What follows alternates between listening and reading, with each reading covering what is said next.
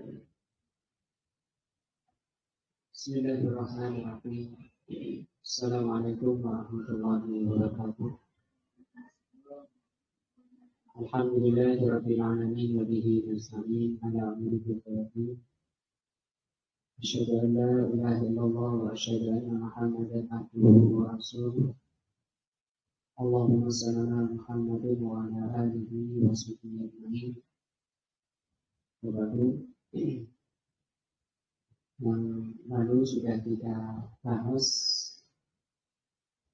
sebab yang ke-8 dari 10 sebab tenangnya hati atau tenangnya jiwa. Yang ke-8 adalah menjauhi penyakit-penyakit hati dengan cara membersihkan hati dari noda-nodanya, dari penyakit-penyakitnya. Nah, sebagaimana yang lalu sudah diterangkan bahwa hati itu seperti badan. Badan bisa berpenyakit, kemudian juga hati bisa berpenyakit. Kalau seperti juga pakaian bisa kotor, kemudian juga hati itu bisa kotor. Rasulullah SAW bersabda, barang siapa melakukan satu kesalahan, satu dosa, nukidat fihi nuktatun sauda, akan diberi satu titik hitam di hatinya. Kalau pakaian itu dicuci, bersih, dicuci pakai sabun sebagai alat untuk membersihkan pakaian. Adapun hati, pensuciannya adalah dengan Al-Quran. Qala Syekhul Islam Ibn Taimiyah rahimahullah, berkata Syekhul Islam Ibn Taimiyah rahimahullah, di kitabih, dalam kitab beliau Amradul Qulub, judul kitabnya adalah Amradul Qulub, penyakit-penyakit hati, wa syifa'uha, dan obatnya. Kitab ini penting untuk kita miliki, kita bisa bacanya.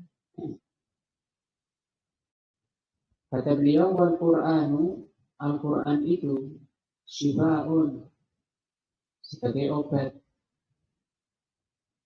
lima fis sudur, terhadap penyakit-penyakit hati. Kalau hatinya sudah bersih, hilang penyakitnya, nanti disebut qalbun salim, hati yang selamat atau hati yang sehat. Hati yang selamat atau hati yang sehat itu adalah hati yang tidak berpenyakit. Sehingga kita kalau membaca Al-Quran, yang pertama dipusatkan pikirannya dan dipusatkan hatinya. Kalau bahasa itu jam'ul qulub, hatinya itu dipusatkan untuk membaca Al-Quran. Kemudian berikutnya dipahami maknanya, dan berikutnya diamalkan, diimani. Setelah dipahami dengan benar, maka diimani, kemudian diamalkan. Di empat dia, pertama difokuskan dulu pikirannya, yang kedua dibaca dengan benar, yang ketiga dipahami maknanya, yang keempat diimani, bukan hanya dipahami tapi diimani kandungannya. Itu benar-benar firman Allah dan benar-benar ayat yang Allah turunkan, dan benar-benar bisa menyembuhkan penyakit hati. Kemudian diamalkan kandungannya. Jadi baru Al-Quran itu benar-benar menjadi syifa, menjadi obat. Kalau sekedar baca lewat saja itu tidak berfungsi menjadi obat. Sebagaimana dikatakan oleh Imam Ibnu Qayyim rahimahullah, beliau mengatakan bahwa mempelajari satu ayat, nah, tadabbur yang disebut dengan tadabbur, mempelajari Al-Quran, satu ayat saja dari Al-Quran itu lebih baik daripada menghatamkan Al-Quran. Kalau kita lihat kebanyakan muslimin malah berlomba-lomba menghatamkannya, bukan memahaminya. Maka faedah dari Al-Quran yang dia baca itu tidak mereka dapati. Padahal banyak sekali dan besar sekali faedah Al-Quran. Pertama di surat Al-Baqarah awal kata Allah hudan lil muttaqin. Sebenarnya apa? Petunjuk. Bagaimana bisa jadi petunjuk kalau dia tidak paham? Nah, tidak paham maknanya. Kemudian menjadi rahmah, menjadi bayin, menjadi penjelas, menjadi obat, menjadi mau'idhah, pemberi peringatan Al-Quran. Sampai juga menjadi syifa. Setiap kita, kata Allah, yang kita butuhkan ini, sebagaimana tadi dibahas bahwa orang bisa selamat menghadap Allah nanti di surganya. Itu kalau hatinya sudah bersih, yang disebut tadi apa? Qalbun salim. Allah katakan dalam surat Al-Zariyat, yauma la yanfa'u malun wa la banun illa man atallaha biqalbin salim. Pada hari itu tidak bermanfaat lagi harta dan anak-anak, kecuali yang menghadap Allah dengan qalbun salim, hati yang salim. Maka upaya yang terbaik bagi kita ya, amalan terbesar dan amalan paling penting untuk kita kerjakan adalah bagaimana menciptakan hati kita itu apa? Bersih, menjadi qalbun salim. Pikiran-pikiran diisi dengan bagaimana pikiran itu menciptakan qalbun salim, hati yang salim. Nah, kalau ada satu noda dosa saja, satu noda hitam saja, itu belum boleh masuk surga. Dan tidak boleh ketemu Allah Azza wa Jalla, harus diuji dulu. Apakah pembersihannya di dunia, atau di alam barzah, atau di padang mahsyar, atau bahkan di neraka Allah. Alhamdulillah. Jadi ini terpentingnya bagi kita agar Al-Quran menjadi obat dari lima langkah ya. Saya ulang karena yang penting. Pertama, membacanya dengan benar. Yang kedua, memahami. Yang ketiga, mengimani. Yang keempat, mengamalkannya.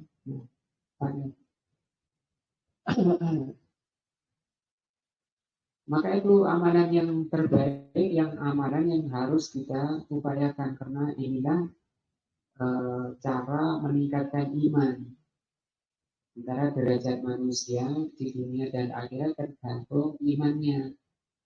Derajat yang dinilai oleh Allah itu imannya. Kalau badan itu tidak Allah lihat, secantik apapun, setampan apapun, itu bukan itu yang dilihat oleh Allah, tapi hatinya yang dilihat oleh Allah Azza wa Jalla. Allah tidak butuh, tidak hajat pada badan. Tapi kebanyakan manusia sekarang malah yang paling diperhatikan adalah perawatan badannya, perawatan fisiknya, sementara jiwanya, hatinya dibiarkan kondisi merana, kondisi layu, bahkan sakit, bahkan bisa mati. Nauzubillah. Setiap kita tentunya menginginkan menghadap Allah selamat, maka Al-Quranlah satu-satunya obat terbaik yang bisa meningkatkan iman, bisa menghilangkan penyakitnya. Wa man fi qalbihi amradus syubhat. Al-Quran itu bisa menyembuhkan segala penyakit di dalam hati, segala penyakit di sudut itu di dalam hati. Waman fi qalbihi amradus syubhat dan syahwat. Nah, penyakit hati itu banyak, tapi disimpulkan menjadi dua, yaitu yang disebut dengan penyakit syubhat, yang kedua syahwat. Kalau orang beragama tanpa dalil itu namanya syubhat. Maksudnya tanpa dalil yang sahih dari Al-Quran maupun hadis itu namanya syubhat. Nah, maka kita jangan mudah beribadah atau beramal tanpa diteliti dulu kesuhihan hadisnya atau dalilnya. Karena asal ibadah itu hukumnya haram. Al aslu fil ibadah haramun. Asal ibadah itu haram. Hatta yati daliluhu, sampai datang dalil kesalahannya. Seperti sholat maghrib 4 rakaat misalnya. Apa hadis hukumnya? Sholat maghrib 4 rakaat. Apa hukumnya? Kenapa haram? Karena tidak ada dalilnya. Kemudian juga nambah-nambah dalam beribadah itu haram. Nah, beda dengan dunia. Kalau masalah dunia dibalik. Seringnya tokoh-tokoh agama itu terbalik menerapkan kaidahnya. Kaidahnya tadi yang benar, kalau masalah ibadah hukum asalnya haram. Seperti tadi sholat subuh 3 rakaat misalnya. Kan masih pagi misalnya, jadi untuk sekalian olahraga sehat. Kan 1 rakaat itu berapa? 10 misalnya. Makin banyak rakaatnya kan makin banyak. Itu kan akal-akalan ya. Tapi agama kan bukan akal. Akal bukan agama. Agama itu apa? Agama itu syariat yang Allah turunkan. Datangnya dari mana? Dari Allah dan Rasulnya. Maka kalau mau diamalkan harus dipastikan dulu ini diajarkan oleh Allah dan Rasulnya. Sehingga sholat subuh 3 rakaat itu haram karena tidak ada dalilnya. Dan semua ibadah, bahkan keyakinan-keyakinan yang tidak ada dalilnya itu namanya syubhat. Misalnya mengatakan Allah itu di mana-mana, Allah itu ada tapi tidak bertempat, itu syubhat, tidak ada dalilnya. Wa syahwat, penyakit yang kedua adalah syahwat. Syahwat ini perkara nafsu duniawi. Misalnya orang disuruh nikah supaya menundukkan pandangan. Sudah nikah kok pandangannya tidak tunduk. Itu karena dia berpenyakit yang disebut penyakit syahwat. Nah, kalau masih kurang boleh nambah sampai 4. Kalau sudah 4 kok masih jelalatan, itu namanya dia terkena penyakit syahwat. Demikian juga orang berani jual beli dengan haram, seperti bank, riba, rentenir, menipu orang, karena ingin hartanya banyak, sampai dia tidak peduli dengan caranya mendapatkannya. Pada dimurkai oleh Allah, diharamkan oleh Allah, dia tidak peduli, yang penting hasil. Itu dia bukan syubhat, tapi penyakit syahwat.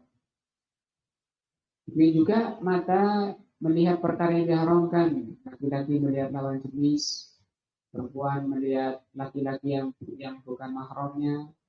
Itu bukan syubhat, tapi syahwat.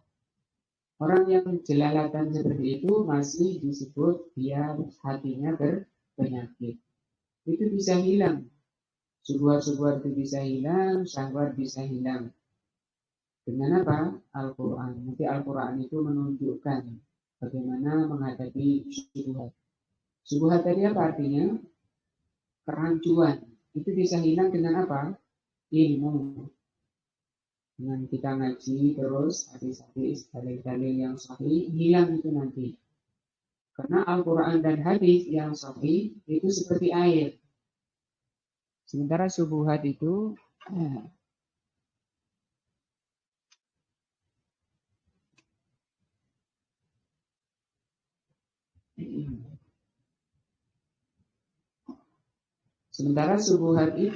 seperti buih. Syubhat itu seperti buih, nggak ada manfaatnya. Dan orang itu kalau ke sungai itu yang dicari atau ke sumber yang dicari bukan buihnya, tapi airnya. Karena buih itu tidak ada gunanya. Demikian juga kalau di hati itu banyak syubhatnya, banyak melakukan atau meyakini dikira itu agama, dikira itu ajaran Allah dan Rasulnya, padahal bukan. Itu namanya apa? Syubhat. Cara menghilangkannya dengan ilmu. Seperti gelas isinya itu buih.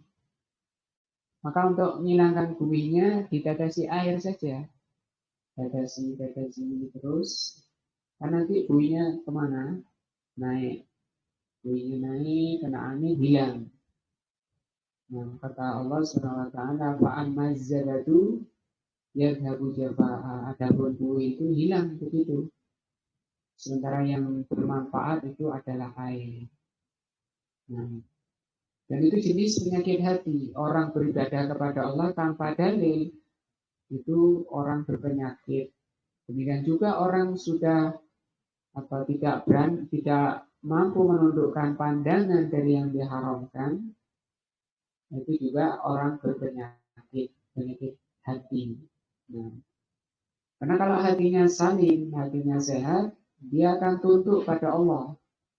Dia tenang bersama Allah. Apa yang dilarang oleh Allah, dia tidak berani mengerjakan. Dan yang diperintah, dia akan jalankan. Ridho kepada Allah. Sehingga hatinya menjadi tenang, bahagia.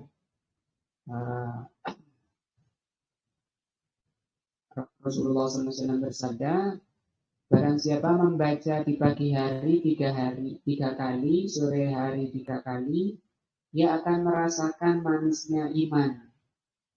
Manisnya iman sering diartikan tenangnya hati.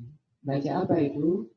Raditu billahi rabba wa bil islami dina wa bi Muhammadin nabiyyan wa rasulah. Artinya apa? Aku ridho dengan Allah sebagai Rob. Rob itu yang mengatur, yang mencipta, yang memiliki, yang mengatur. Dan kita ini diatur oleh Allah Azza wa Jalla.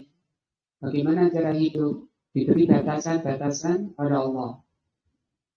Kalau kita ridho, maka tenang, kata Rasul, dia merasakan manisnya iman. Yang juga ridho dengan perintah-perintah Allah. Sehingga dia akan ikhlas dan khusyuk di dalam menjalankan perintah Allah.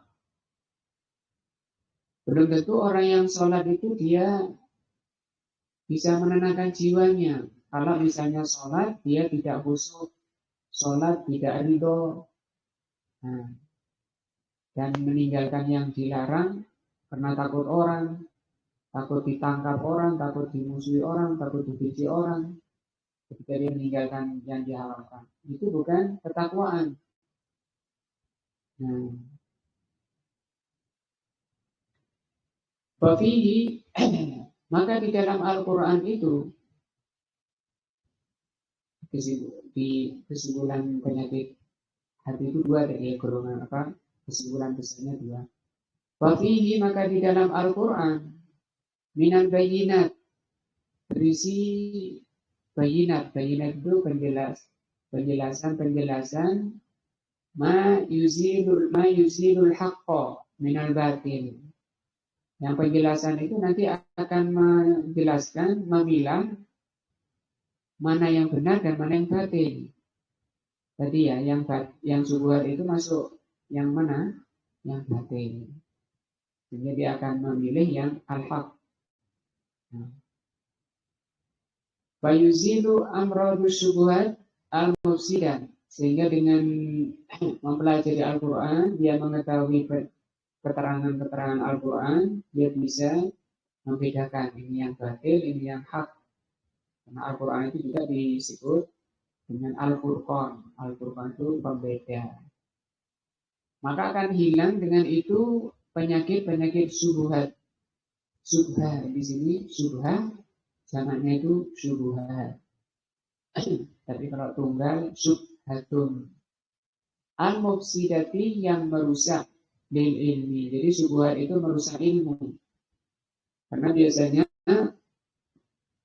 orang-orang yang membawa syubhat itu bawa dalil, ayat-ayat, hadis-hadis dibawa. Bisa jadi ayat, kalau ayat sudah pasti benarnya, cuma pemahamannya yang salah. Sehingga salah dia di dalam menempatkan dalil. Contoh ya, contoh di surat Al-Maidah ayat 54 insyaallah. Allah berfirman, "Wa man lam yahkum bima anzalallahu fa ulaika humul kafirun."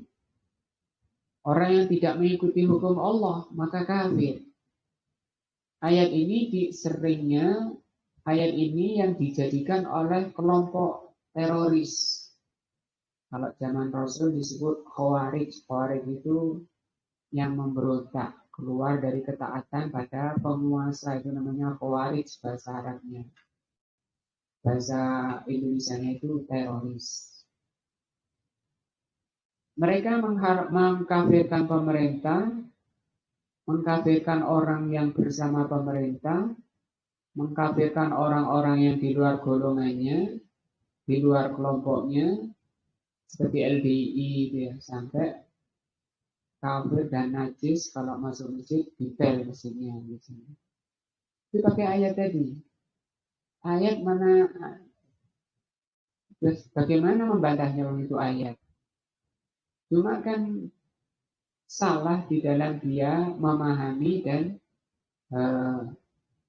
mengamalkannya. Sehingga mereka orang-orang yang mengikuti paham ini, paham teroris itu tidak mau pakai helm di jalan, ada lampu merah juga diterjang. Mereka bilang kan tidak ada ayatnya. Kan Allah berfirman kalau semua yang tidak mengikuti hukum Allah itu kafir. Kan tidak ada ayatnya, tidak ada hadisnya yang sahih tentang lampu merah, tentang helm. Nah, dan bahkan orang yang membuat aturan helm itu kafir. Orang yang membuat aturan lampu merah itu kafir. Ingat ya, melanggar. Dia meyakini itu melanggar lampu merah itu ibadah. Nah, padahal terbalik kan ya. Karena Allah berfirman di ayat lain, ya ayyuhalladzina amanu atiiullah wa atiiur rasul wa ulil amri minkum. Wahai orang-orang yang beriman, taatilah Allah, taatilah Rasul dan pemimpin-pemimpin kalian. Di situ kan ayat jelas disuruh mentaati Allah, mentaati Rasul dan pemerintah. Ulil amri di situ dua, ulama dan pemerintah. Selama pemerintahnya tidak membuat aturan yang bertentangan dengan Al-Quran dan hadis, itu wajib ditaati. Nah, hukum mentaatinya wajib berdasarkan ayat tadi. Kecuali yang bertentangan, misalnya yang laki disuruh potong jenggot, itu nggak boleh ditaati, haram. Rasulullah bersabda, la ta'ata li makhlukin fi maksiatil khaliq. Tidak ada ketaatan pada Allah dalam maksiat kepada Allah.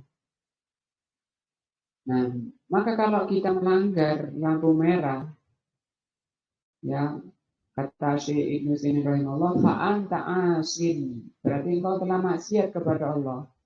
Tidak menjalani ayat tadi. Kalau ditanya, memangnya lampu merah itu bertentangan dengan surat apa, ayat berapa?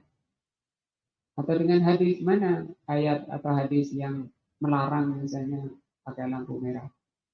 Bahkan itu membuat ketertiban dan keteraturan. Nah, nggak mau pakai helm itu asin wa atin. Asin itu berbuat maksiat, asin berdosa. Jadi dia berdosa dan maksiat kepada Allah karena Allah memerintahkan untuk mentaati aturan pemerintah. Selama aturan pemerintah itu tidak bertentangan dengan ayat dan hadis. Nah, Itu namanya syubhat.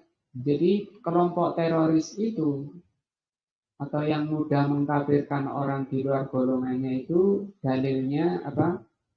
Hatinya dipenuhi dengan penyakit. Namanya penyakit apa? Syubhat. Apa itu bisa hilang? Bisa. Wa tasawwuri wal idraki. Al-Quran itu bisa menghilangkan syubhat, penyakit syubhat yang merusak ilmu dan merusak pemahaman serta merusak pemikiran. Bihaitsu yaral asya ala ma hiya alaihi, setelah dia tahu perkara yang sebenarnya. Kalau tadi yang benar bagaimana Allah mengatakan wa man lam yahkum bima anzalallahu fa ulaika humul kafirun. Yang tidak mengikuti hukum Allah itu kafir. Terus bagaimana pemahaman yang benar? Dilihat di tafsir-tafsir. Kan banyak tafsir-tafsir bagaimana Rasul dan sahabat memahaminya. Tidak semua kafir itu kemudian kekal di neraka, dihalalkan hartanya, dihalalkan darahnya, kemudian memberontak, menyusun kekuatan. Tidak semua. Seperti Allah berfirman, la in syakartum la azidannakum. Surat Yusuf. Kalau kalian bersyukur dengan nikmat Allah, maka kami tambah nikmat itu. Wala in kafartum, tapi kalau kamu kufur, namanya apa itu? Kan kafir juga. Tapi itu bukan kemudian halal darahnya. Bukan berarti dia murtad. Yang dimaksud di situ adalah kafir itu maksudnya kafir nikmat, tidak mensyukuri nikmat. Di ayat Al-Maidah tadi ya, di surat Al-Maidah tadi, itu ada 3 ayat berturut-turut. Bunyinya hampir sama. Bunyinya begini. Wa man lam yahkum bima anzalallahu fa ulaika humul kafirun. Yang tidak mengikuti hukum Allah itu kafir. Kemudian di ayat berikutnya, wa man lam yahkum bima anzalallahu fa ulaika humul fasiqun. Yang tidak mengikuti hukum Allah dia orang fasik. Kemudian ayat berikutnya, wa man lam yahkum bima anzalallahu fa ulaika humul dzalimun. Ada kafir, ada fasik, ada zalim. Tapi karena jahilnya orang-orang paham teroris itu, dia langsung kafir, kok nggak fasik atau zalim? Apa yang menjadikan mereka langsung menuduh pemerintahnya itu kafir? Padahal pemerintah itu mulai presiden sampai RT. Padahal RT-nya ya rajin sholat, ya Pak Haji. Nah, itu dikafirkan. Kok bukan fasik misalnya, atau zalim? Kenapa kok langsung kafir? Padahal bunyi ayatnya sama, cuma fasikun, zalim. Nah, itu sebabnya karena dia memahami sendiri, kemudian mendoktrin, kemudian ngajak orang.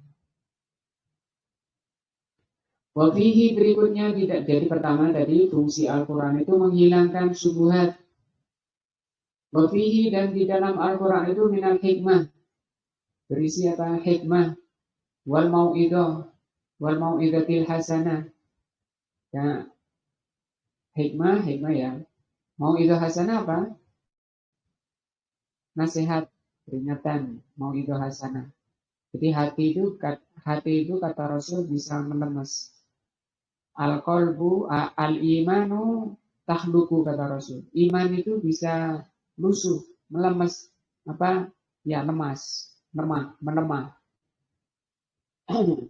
Kama tahluku siap seperti lusuhnya pakaian. Was'alullaha anta jadida imanikum. Maka mintalah kepada Allah agar Allah memperbaharui iman kalian.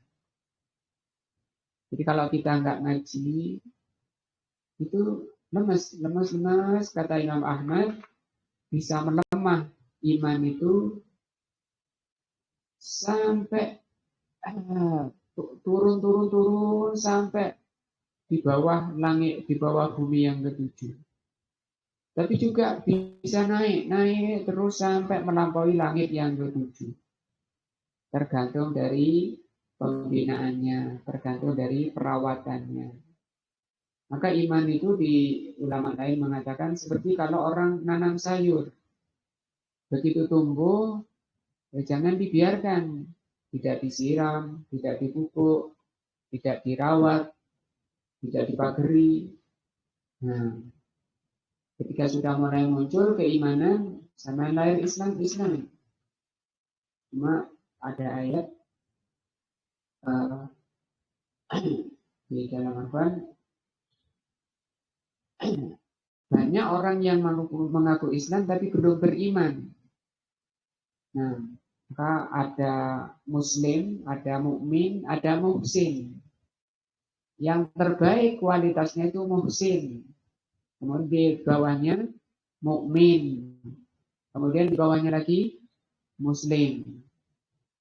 Kalau dilihat dari kuantitas jumlahnya, yang terbanyak adalah Muslim.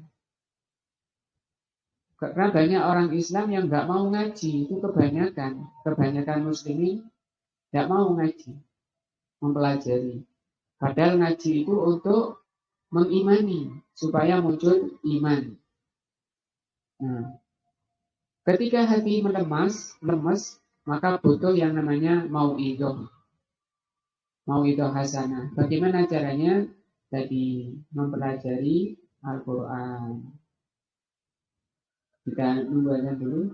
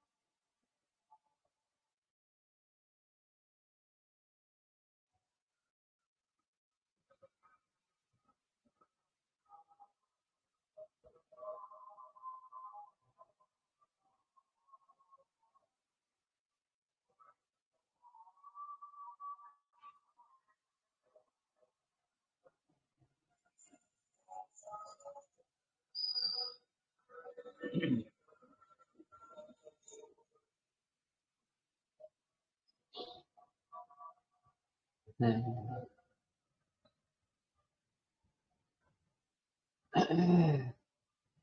jadi juga pentingnya kita belajar Al-Quran karena iman kita itu melemes, melemah, maka butuh untuk menyegarkan lagi, menguatkan iman dengan tadi yang disebut dengan mauidhah hasanah.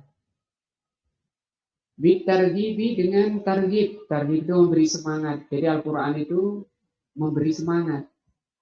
Buat tarhib itu artinya memberi rasa takut, rasa cemas. Dan targhib ini kata Imam Ahmad seperti sayap burung. Jadi manusia itu seperti burung, kepalanya itu adalah cinta kepada Allah. Kemudian sayapnya dua, ini targhib dan tarhib. Targhib ini harapan, kalau tarhib itu yang kita cemaskan, yang kita takutkan. Maka ketika terbang burung itu harus imbang dua ini. Kita selalu berharap, Mudah-mudahan ibadah kita, sholat kita, dan seluruh amalan baik kita berharap apa? Diterima, dicintai, dan diridhoi. Itu namanya targhib. Dan kita selalu cemas, jangan-jangan, nah,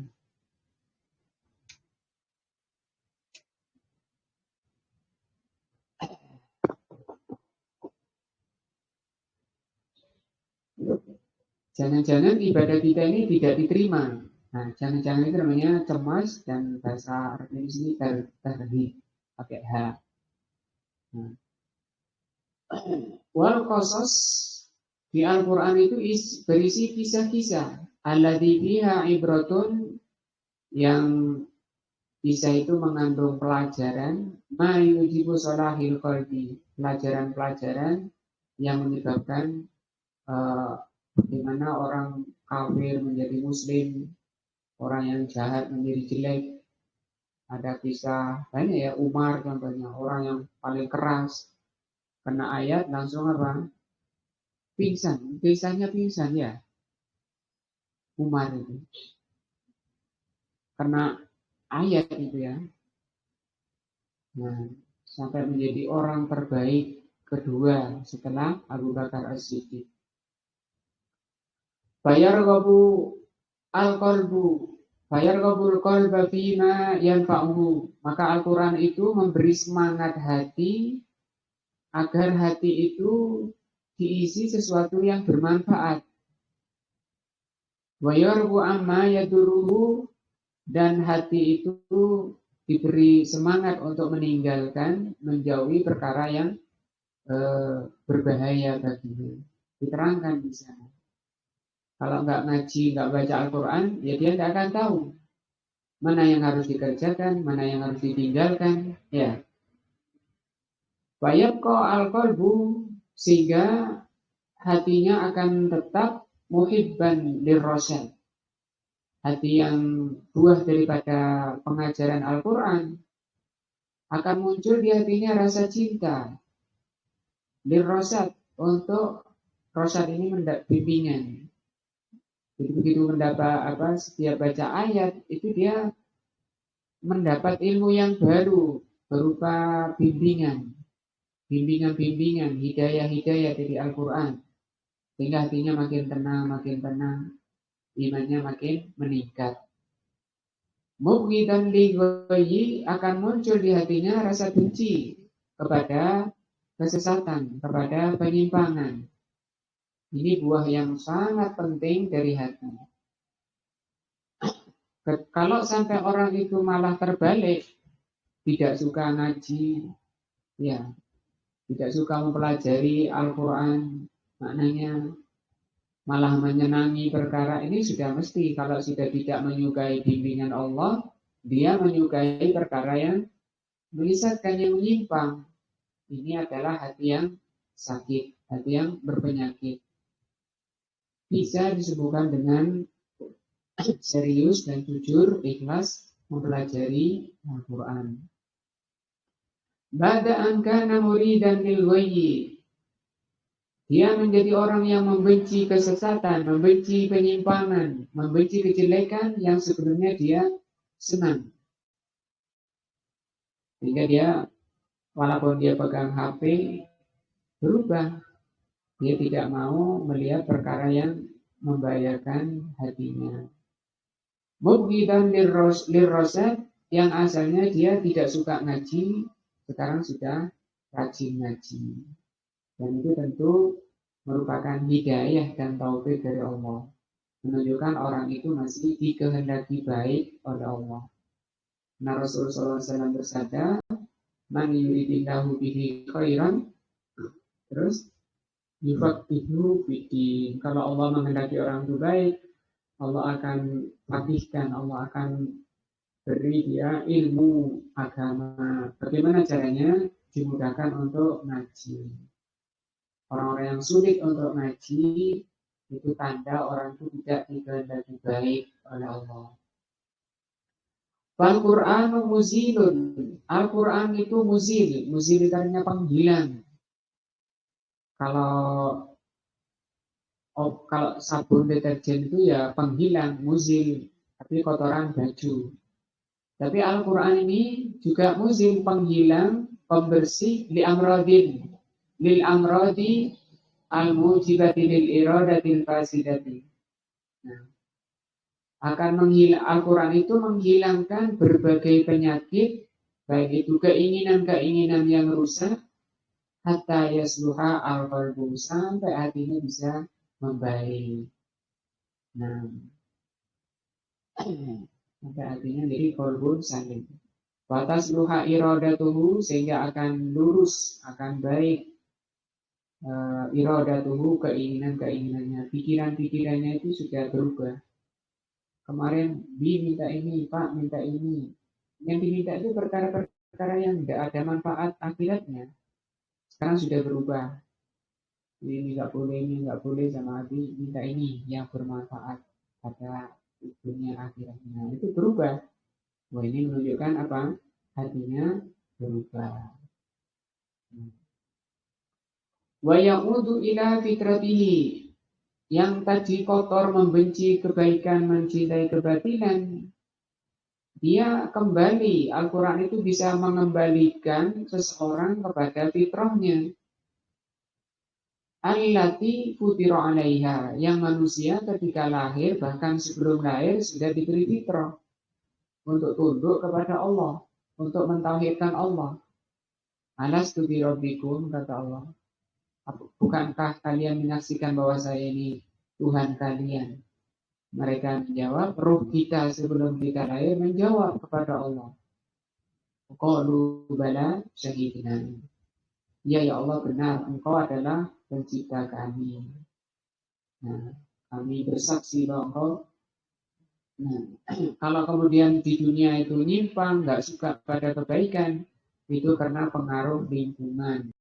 Mungkin orang tuanya yang tidak memperhatikan anak-anaknya, karena Rasul mengatakan fa'abawahu, maka kedua orang tuanya lah yumajisani, yang menyebabkan dia yuhawidani au yunasirani au yumajisani. Kedua orang tuanya lah yang menjadikan anak itu menjadi orang Yahudi, menjadi orang Nasrani, atau menjadi orang Yahudi. Di situ Rasulullah SAW tidak mengatakan yuslimani, bukan karena orang tuanya lah yang menjadikan anak itu Islam. Tidak begitu. Berhenti di Majusi. Kenapa? Karena asalnya sudah Islam. Sudah di atas fitrah Islam. Yang merusak lingkungannya. Nah, kama ya'udul badan ilal halit tabi, seperti kembalinya badan kepada tabiatnya dari sakit menjadi sehat. Nah, kemarin ketika sakit, ya, yang pahit, yang manis jadi pahit, yang asin jadi pahit, semua tidak enak. Kenapa? Sakit. Nah, sama dengan orang yang penyakitnya penyakit hati, yang baik malah nggak enak, yang sunnah yang menyelamatkan darah dagingnya itu nggak enak, nolak. Nah, pahit bagi hatinya. Ajaran Allah, ajaran Rasul pahit. Nah, waya taghadza al-qalbu minal iman. Taghadza itu artinya memberi nutrisi hati. Al-Quran itu bisa memberi suplemen dan nutrisi hati. Apa nutrisi hati itu? Minal iman. Berupa apa? Iman. Jadi makanan hati itu iman. Iman itu yakin. Wal Qur'anu bima yuzakki. Nah, cinta kepada Al-Quran. Bima yuzakki, karena Al-Quran itu bisa yuzakki. Dari kata zaka. Zaka itu membersihkan dan mengembangkan. Bukan hanya membersihkan. Kalau bersih itu bahasa Arabnya itu nako atau naki. Nah, kalau zaka ini artinya bersih dan berkembang. Nah, seperti tanaman bersih dari rumput-rumput, karena pengairannya bagus, pupuknya bagus, dia berkembang menjadi subur. Nah, dan di situ semua ayat-ayat Allah dari tanaman-tanaman itu sebagaimana kita menanam iman demi iman di dalam hati kita. Harus dirawat. Jangan ada rumput-rumput yang tumbuh. Rumputnya apa kira-kira? Subuhat apa syahwat? Subuhat. Ya, dan syahwat juga ya. Itu rumput-rumput yang mengganggu eh, perkembangan dari iman. Kalau airnya apa? Al-Quran dan hadis yang sahih itu airnya. Kalau kita kurang baca Al-Quran, ya hatinya resah, gelisah, resah. Allah sendiri mengatakan, "Faman a'rada an dzikri fa inna lahu ma'isyatan dhanka." Barang siapa yang berpaling dari Al-Quran, maka hidupnya gesang, gelisah, resah. Dan itu hanya dalam Islam. Al-Quran itu kan hanya dalam Islam. Artinya kita meyakini bahwa orang-orang kafir di luar Islam itu tidak ada yang hatinya tenang. Tidak ada yang hatinya tenang. Coba lihat orang-orang mu'alaf, orang-orang kafir yang mu'alaf itu. Mereka mesti cerita, saya baru dapat ketenangan di Islam. Karena memang Al-Quran itu sesuai dengan fitrah yang Allah ciptakan. Wa yu'ayyiduhu kama yaqtadil badan. Maka Al-Quran itu mengembangkan menjadi suplemen dan nutrisi badan yang bisa menguatkan badan, menguatkan hati. Kama yataghaddil badanu bima yunami, seperti badan itu butuh nutrisi, butuh suplemen untuk bisa mengembangkan badan dari bayi sampai gede. Wa yuqawwimuhu, dan bisa menegakkan badan. Kalau kurang makan, kurang lemes. Juga kalau puasa ya. Dari pagi, walaupun tidak puasa, dari pagi belum makan, sore lemes sudah. Nah, mungkin juga hati kalau nggak di nggak taklim seperti ini, hati itu bisa lemes. Nah, iman jadi menurun. Fa'in zakat al-qalbi, sesungguhnya zakatnya hati. Zakat tadi apa? Yuzaki dari apa? Zakatnya hati yang membersihkan dan mengembangkan hati itu mikro nama badan, seperti yang mengembangkan badan, atau seperti badan butuh pengembangan. Nah, maka Rasul mengajarkan doa. Kita bisa menghafalkan Allahumma ati nafsi taqwaha wa zakkiha anta khairu man zakkaha wa maulaha wa waliyuha. Ya Allah, berilah hatiku ini ketakwaannya. Jadi kalau orang bertakwa itu karena Allah yang menjadikan orang itu bertakwa. Ya, man yahdihillahu fala mudilla lahu wa man yudlil fala hadiyalah. Karena hati itu berada di jari jemari Allah, terserah Allah mau dibuat orang itu di atas hidayah atau di atas kesesatan, itu terserah Allah. Nah, maka kita minta kepada Allah hati yang kokoh di atas hidayah, minta kepada Allah apa? Ketakwaannya. Allahumma ati nafsi taqwaha. Tadi hati itu kata Rasul SAW, at-taqwa hahuna, karena takwa itu di hati. Sampai 3 kali Rasul mengarahkan tangannya ke dadanya. Makanya belum tentu orang yang sholat itu bertakwa. Bisa jadi karena dia sholat karena ingin dilihat orang. Ya, namanya apa? Ria. Belum tentu orang yang enak baca Al-Qur'annya itu bentuk ketakwaan. Belum. Karena takwa itu di hati, kata Rasulullah SAW. Wa zakkiha. Allahumma ati nafsi taqwaha wa zakkiha, dan bersihkanlah ya Allah hati kami. Kalau tidak Allah beri, alhamdulillah, maka hati itu di atas kesesatan dan penyimpangan.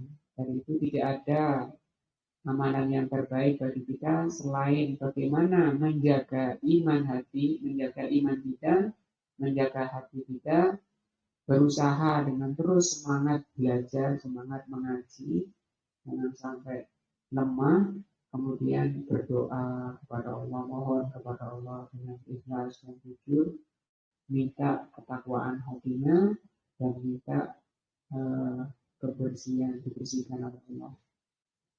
Dalam doa kita juga ya, Allahumma ba'id baini wa baina khotoyaya kama ba'adta bainal masyriq wal maghrib. Ya Allah, bersihkan kami dosa-dosa kami, jauhkan ya Allah, maba'id baini, ya Allah jauhkan kami dengan, ya Allah jauhkan hati saya, jauhkan diri saya, tentu hatinya ya. Kama ba'adta bainal masyriq wal maghrib, dengan kesalahan-kesalahan itu seperti engkau menjauhkan timur dan barat. Jarak paling jauh di dunia ini ya timur dan barat, itu tidak akan pernah ketemu ya. Nah, minta dijauhkan dari kesalahan-kesalahan, dari dosa-dosa, ya Allah jauhkan dari saya. Sebagaimana engkau telah menjauhkan timur dan barat. Allahumma nakini, ya Allah bersihkan, itu naqwa ya. Ya Allah bersihkan hati kami, kama yunaqqas thawbul abyadu minad danas. Seperti engkau bersihkan pakaian putih dari kotoran. Allahumma ighsilni, ya Allah sucikan atau cucilah hati kami. Nah, di sini kita minta kepada Allah. Kenapa kita minta kepada Allah? Yang bisa membersihkan hati itu Allah. Yang bisa mencuci hati itu Allah. Yang bisa menjauhkan orang itu dari perbuatan jelek dan maksiat itu Allah. Yang disebut dengan taufik dan hidayah. Nah, maka kalau kita diingatkan jangan dekat-dekat api, jangan dekat-dekat yang membahayakan, yaitu maksiat-maksiat, karena membahayakan. Sambil minta kepada Allah ketika sholat. Insya Allah. Dengan sholat itu kata Rasul, kata Allah SWT, inna sholata tanha anil fahsya wal munkar. Kalau orang sholatnya benar, pasti oleh Allah dijauhkan. Ya. Ini orang sholat kok saya bebel. Nah itu yang ditanya apa?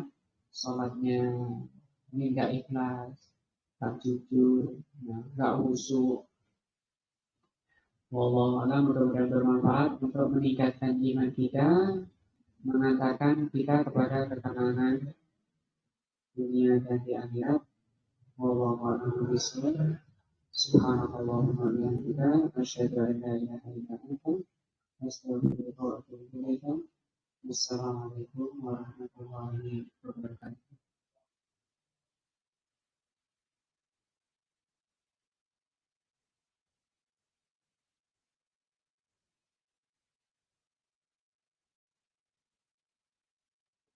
Ini Pak.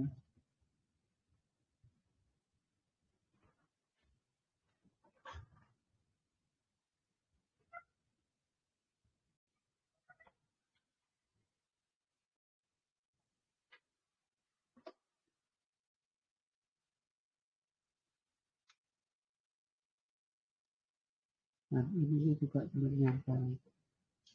Ini nih, gitu. Belum gitu. Mana mati?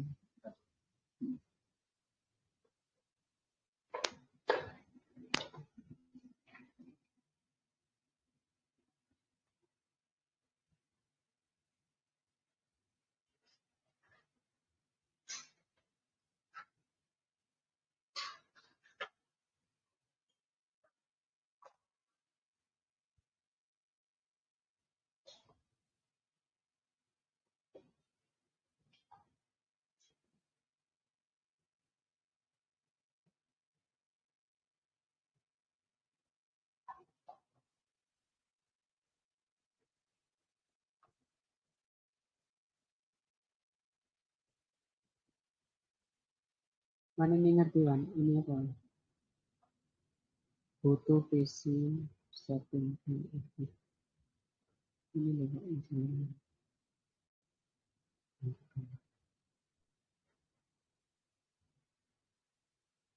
Kita masih rekam ini.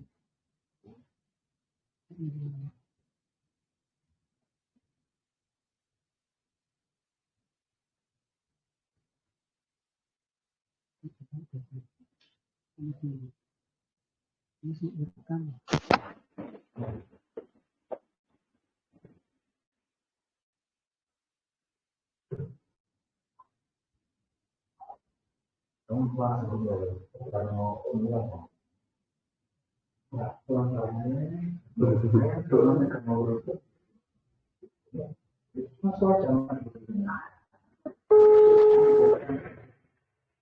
dengan caranya.